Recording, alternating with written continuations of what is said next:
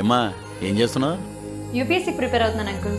ఏం చేస్తున్నావు? కనిపించిన 10 లక్షల మందితో యుద్ధం చేస్తున్నాను అంకుల్. ఏమైనా చేస్తున్నావా ఖాళీయా? ఖాళీగా అయితే లేను అంకుల్. ఏం చేస్తున్నావు?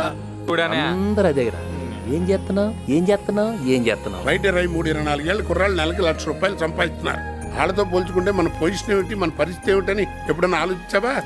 జోబులో ఉన్న నోట్ల కన్నా ప్రజలకు ఉన్న లోట్లు తీర్చడంలోనే కిక్కెక్కు ఉంది అంకుల్. పగ్గిలిపోయింది, అసలు మామూలుగా లేదు. ఓ ప్లానింగ్, ఓ పద్ధతి, ఓ విజన్ ఎలా ఉన్నారో చూడు.